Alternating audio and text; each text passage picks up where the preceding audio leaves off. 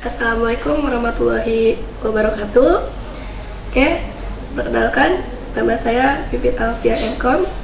Saya dosen dari Universitas Raharja di dalam jurusan Teknik Informatika. Oke, semester ini saya masih mengajar Web Programming 1, dan di pertemuan 2 ini saya akan melanjutkan materi sebelumnya, yaitu dasar-dasar HTML. Nah, dan di pertemuan kedua ini saya akan menjelaskan materi tentang tag dan elemen HTML, atau kita sebutnya HTML gitu ya, bahasa Inggrisnya. Nah, di dalam pertemuan 2 ini saya punya 5 materi pembahasan. 5 ya. Yang pertama adalah HTML elemen, yang kedua adalah paragraf, yang ketiga adalah image, yang keempat ada unordered list. Biasanya unordered list ini adalah contoh ya, saya kasih tahu penomoran, bisa 1, 2, 3 ABC, ataupun bisa titik gitu ya, atau bisa strip gitu ya, itu list. Dan ada ordered list, ada 2 ya, ada unordered dan ordered list dalam HTML. Itu 5 konten yang akan kita bahas di pertemuan kedua. Oke, kita masuk ke HTML elemen dulu. Nah, elemen HTML itu biasanya terdiri dari tag awal dan tag akhir. Seperti yang sudah saya jelaskan sebelumnya di pertemuan pertama, itu namanya kalau kita script HTML, ada script awal pasti harus diakhiri dengan script akhirnya. Nah, dengan konten yang disisipkan, di antara itu yang kayak gimana? Contoh ya, di sini ada namanya tag name. Ada tag name. Di dalam tag name kita tulis teks yang mau kita masukkan, yaitu content goes here. Kita tutup lagi tuh si script tag name, kita kasih backslash atau garis miring tag name. Nah, elemen HTML adalah segalanya, mulai dari awal hingga dari akhir. Contoh tadi kita bahas di bagian kedua selain HTML itu adalah P, yaitu paragraf. Nah, paragraf ini P isinya adalah teks biasa, semuanya teks biasa. Fontnya font biasa, bisa diatur gak jenisnya, bisa Times New Roman, bisa Arial ya, bisa apalagi, bisa Calibri, pokoknya bebas. Itu bisa diatur fontnya, jenis hurufnya, ukurannya, bahkan bisa dikasih warna di dalam P itu. Nanti ada codingan atau ada script tersendiri, ada codingan tersendiri di dalam tag P ini atau di dalam tag paragraf.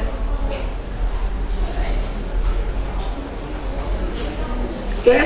Nah, nanti di dalam elemen HTML, tag HTML itu adalah untuk mendefinisikan seluruh program. Jadi kalau kita tidak mengawali script HTML ini dengan pembukaan tag HTML-nya, maka nanti sulit untuk mengakhirinya. Jadi kayak disebutnya apa ya, browser tuh nanti bingung, ini bahasa program apa, kok tidak dijelaskan tag awalnya apa gitu ya. Semua bahasa pemrograman pasti memiliki tag awal, entah itu HTML, PHP, Java gitu ya, C++, itu semua punya tag awal. Nah, memiliki tag awal HTML dan tag akhir garis miring HTML, atau biasa mahasiswa sebutnya karena dia backslash gitu ya. Nah, di dalam elemen HTML itu ada elemen body, ada elemen head, ada elemen title.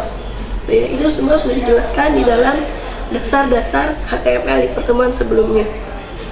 Ya, teman-teman bisa lihat sendiri untuk scriptnya ya.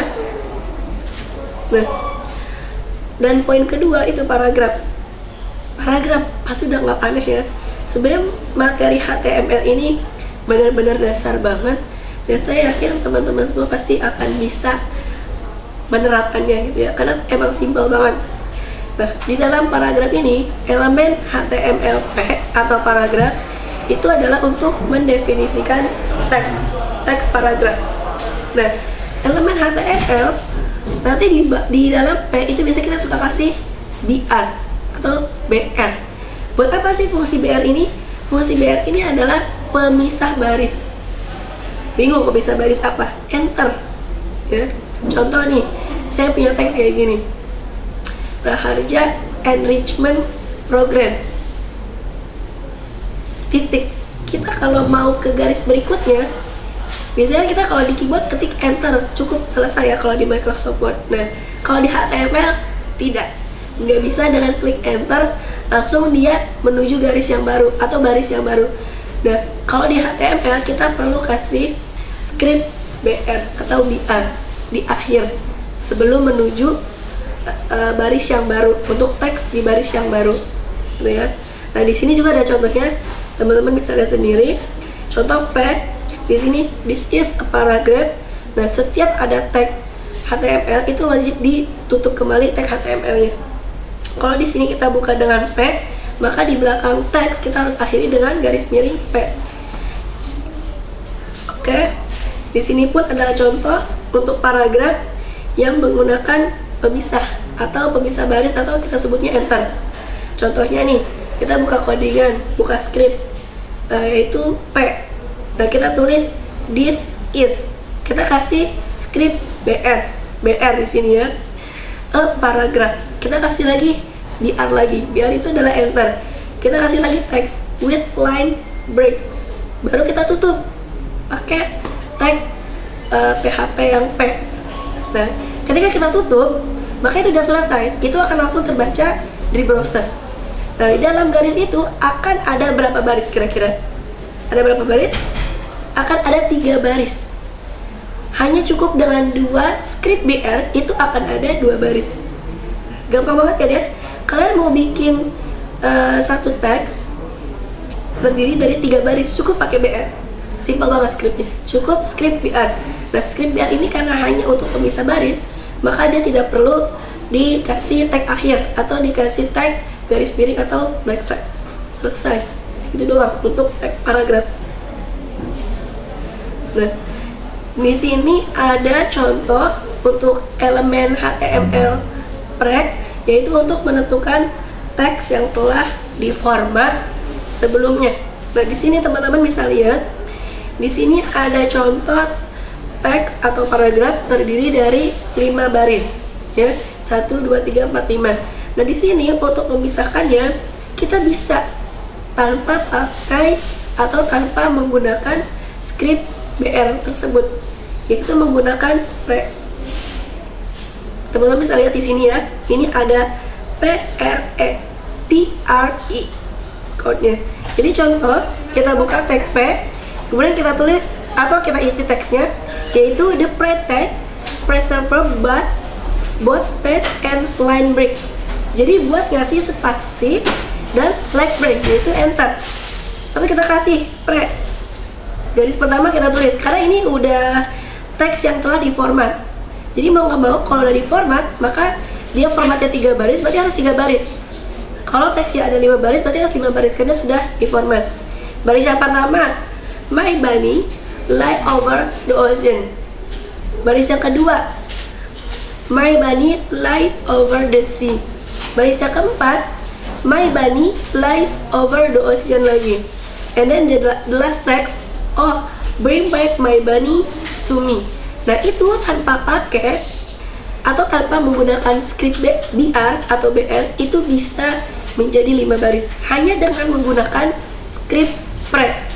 Nah, bedanya antara pre sama BR, ketika BR tidak harus menggunakan ditutup scriptnya. Contoh BR teks dikasih lagi slash BR ditutup, itu nggak perlu. Kalau BR cukup BR aja karena dia hanya untuk enter. Nah, kalau pre dia sama kayak paragraf scriptnya.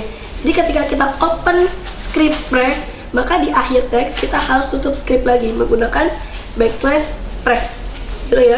Teman-teman nanti bisa lihat sendiri tampilannya seperti apa di sini ya. Oke, yang ketiga di sini adalah untuk menampilkan image menggunakan HTML.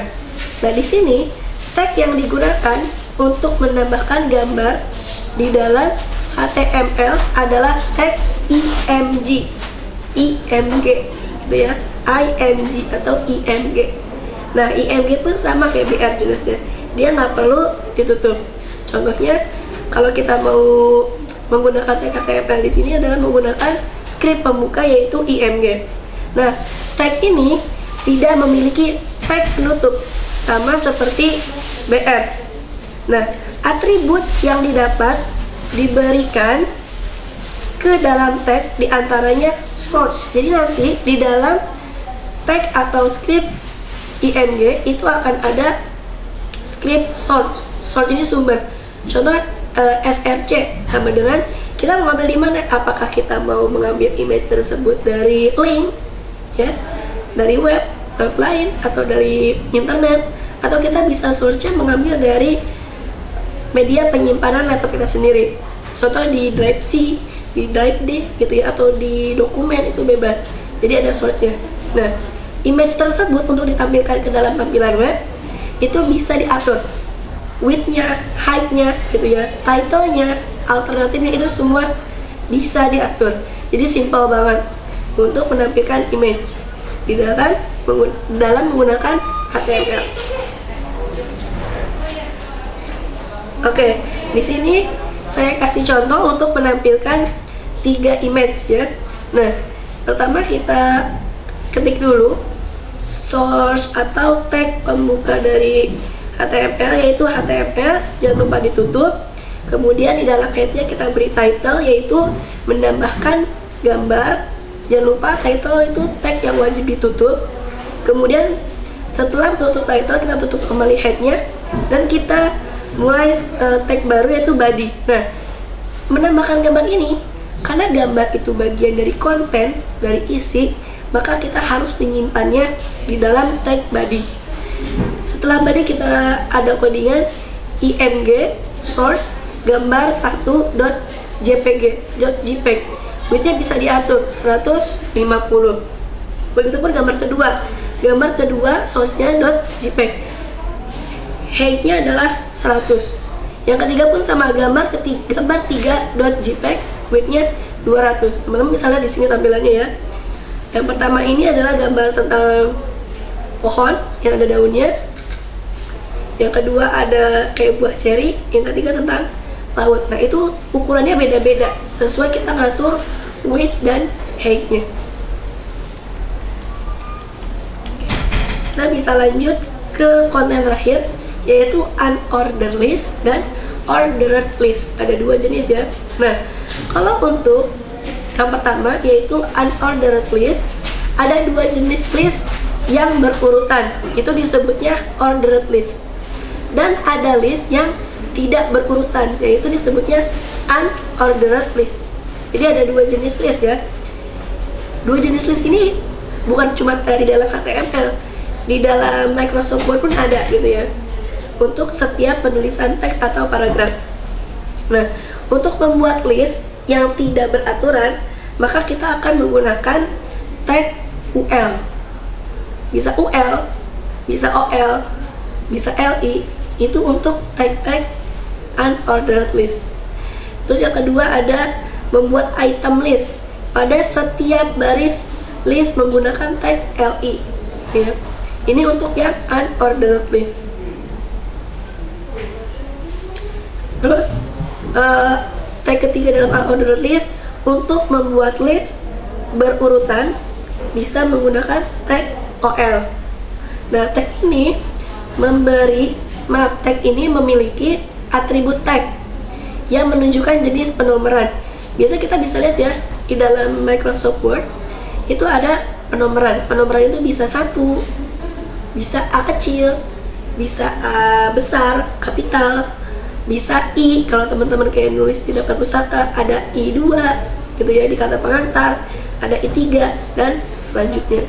Itu pun bisa kita tampilkan di dalam HTML. Nah, di sini ada contoh codingan menggunakan unordered list dan tampilannya dalam web. Jadi yang pertama itu tampilan scriptnya menggunakan Notepad. Yang kedua ada tampilan webnya menggunakan Chrome, ya. Nah, di sini kita kasih judul, title-nya adalah list.